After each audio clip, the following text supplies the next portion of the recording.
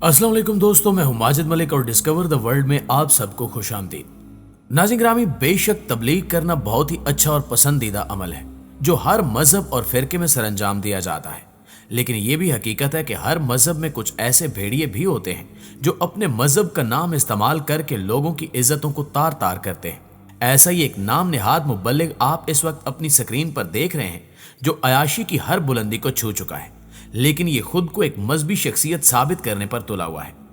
आज की वीडियो में हम जानेंगे कि आखिर ये शख्स कौन है और क्यों इस्लाम का नाम इस्तेमाल करके अपने सामने नंगी लड़कियों का मुजरा करवाता है।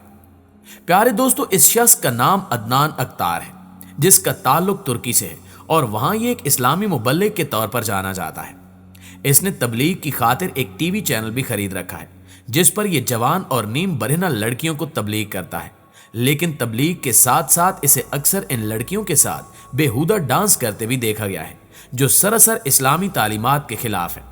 सिर्फ यही नहीं बल्कि इसने अपना एक फिरका भी बना रखा है जिसके बुनियादी अकायद में यह शामिल है कि इसराइल एक नाजायज रियासत है जिसे कभी तस्लीम नहीं किया जा सकता। चूंकि हर मुसलमान इसराइल को एक नाजायज रियासत के तौर पर जानता है, इसलिए यह सादा लो मुसलमानों को बेवकूफ बनाने में आसानी से कामयाब हो जाता है। कहा जाता है कि वो इस्तांबुल में एक शानदार महल में रहता है जहां अक्सर औकात इसकी नीम बरहना खवातीन के दरमियान तस्वीर सामने आती हैं, जबकि इसके मुरीदों के बारे में दावा किया जाता है कि इनमें से अक्सरियत को निजी यूनिवर्सिटी से भर्ती किया गया। अदनान अख्तार नामी इस नाम निहाद मुबल्लिग ने 1982 में इस्तांबुल में अपनी इस्लामी तंजीम की बुनियाद रखी थी। उस वक्त से अदनान अख्तार ने बहुत दौलत जमा की और अपना असर व रसूख बढ़ाया। अगरचे माहिरीन के मुताबिक यह जानना या मालूम करना मुश्किल है कि इसकी आमदन का जरिया क्या है। इसके अलावा इसने हारून याह्या के फर्जी नाम से दुनिया की मुतद्दिद जुबानों में किताबें शाया की जो कि काफी मकबूल भी हैं। हारून याह्या के नाम से छपी किताबों में नजरिया इर्तिका को झूठ करार दिया गया है और ये किताबें सरकारी हुकाम, गैर मुल्की सिफारतकारों और सहाफियों को इरसाल की जाती हैं जो इसकी लिखी गई बातों पर तहकीक करते हैं। 2010 में बीबीसी के एंड्रियो मार को दिए गए इंटरव्यू में अदनान अख्तार ने डार्विन के बारे में कहा था कि वो प्रिंसिपल हैं जिनसे दौरे हाजिर के दहशतगर्द मुतासिर हैं।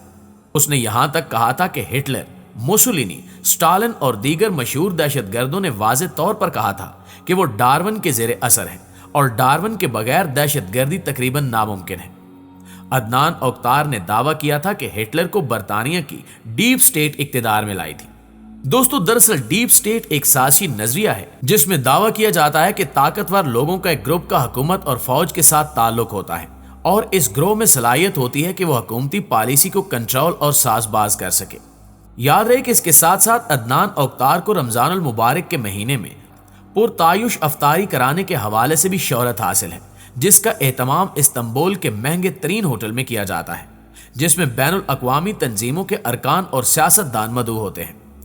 अदनान अख्तार के फिरके से मुतल्लिक तहकीकात में मुबैना तौर पर यह शवाहिद भी मिले हैं कि इसमें खवातीन को कायल किया जाता है कि वो सेक्स के सेशंस में शिरकत करें और इस दौरान उनकी तस्वीर बनाई जाती हैं ताकि उनको ब्लैकमेल करने के लिए इस्तेमाल किया जा सके। इस तंजीम में शामिल होने वाली खवातीन के रिश्तेदार बताते हैं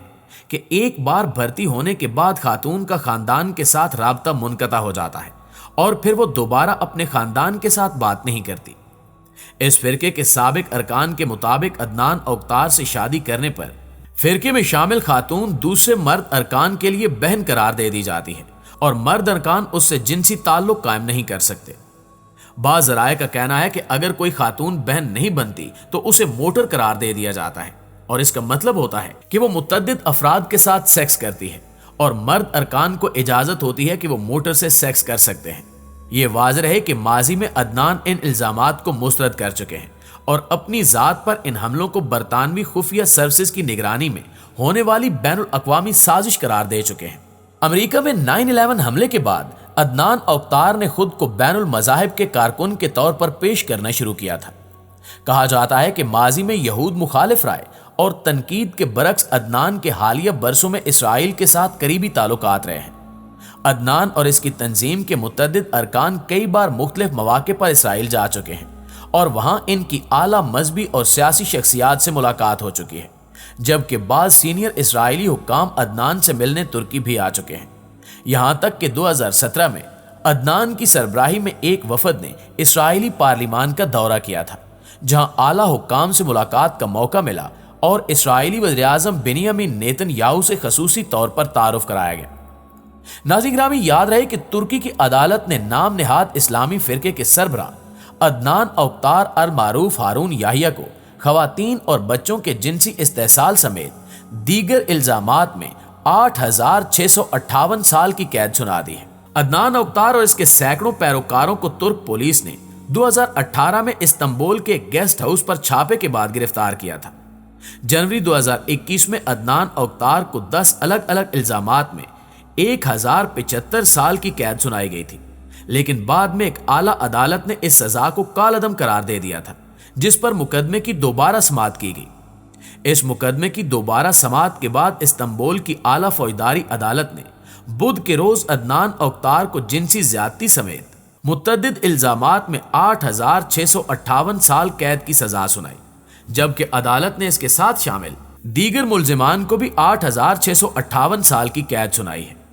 عدنان اوکتار پر ایک کرمنل گینگ چلانے، سیاستدانوں اور فوج کی جاسوسی، نابالغوں کے ساتھ جنسی زیادتی، عصمت دری اور بلیک میلنگ کے الزامات بھی عائد کیے ہیں۔ اس کے علاوہ اس پر ترکی میں 2016 کی ناکام بغاوت کی کوشش کے ماسٹر مائنڈ امریکہ میں مقیم ترک مذہبی اسکالر فتح اللہ گولن کی تنظیم کی مدد کا الزام بھی لگایا گیا تھا۔ ہارون یحییٰ کے احاطے کی تلاشی کے دوران پولیس نے 6 ٹرکس تاریخی مصنوعات اور قدیم نوادرات کے علاوہ 400 سے زائد یادگار تغرے، 70 ہتھیار اور 3,000 سے زائد حمل گرانے والی گولیاں اور لگژری کاروں اور قابل لحاظ نقد رقم کو برآمد کیا ہے۔ ناظرین گرامی، آپ کو بتاتے چلیں کہ اس نے تو صرف ایک اسلامی مبلغ ہونے کا دعویٰ کیا ہے، لیکن ہماری دنیا میں کچھ ایسے بدبخت بھی موجود ہیں جو خود کو امام مہدی کہتے ہیں، جیسا کہ رحیم یار خان سے تعلق رکھنے والے ایک ملعون شخص نے بھی امام مہدی ہونے کا دعویٰ کر دیا ہے، جس کا نام شکیل احمد بتایا جا رہا ہے۔ اس شخص نے اپنی فیس بک آئی ڈی کے ذریعے اپنا پیغام لوگوں تک پہنچانے کی کوشش کی۔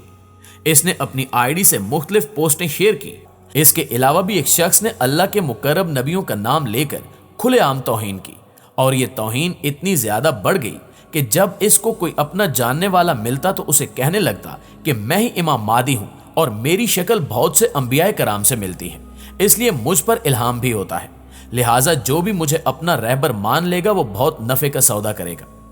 دوسری جانب اس کی ایسی توہین آمیز حرکتوں پر اہل شہر حرکت میں آئے اور اس کے ایسے کبھی فعل کی بنیاد پر اس کے خلاف مقدمہ درج کروا دیا۔ پولیس کی ابتدائی تحقیقات کے بعد کہنا ہے کہ ملزم ذہنی اور نفسیاتی مریض ہے، لیکن ابھی مزید تحقیقات جاری ہیں، جس کے بعد کوئی حتمی بات سامنے آ سکتی ہے۔ اس کے علاوہ بھی اگر آپ ریسرچ کریں تو آپ کو ایسے بے شمار لوگ مل جائیں گے جو خود کو امام مہدی کا درجہ دینے لگے ہیں، لیکن سوال یہ پیدا ہوتا ہے کہ آخر عدنان اوکتار کی طرح انہیں کب سزا سنائی جائے گی اور یہ سلسلہ کب تک جاری رہے گا۔ آخر میں دعا ہے کہ اللہ ہم سب مسلمانوں کو اپنے ایمان کی حفاظت کرنے کی توفیق عطا فرمائے، آمین ثم آمین۔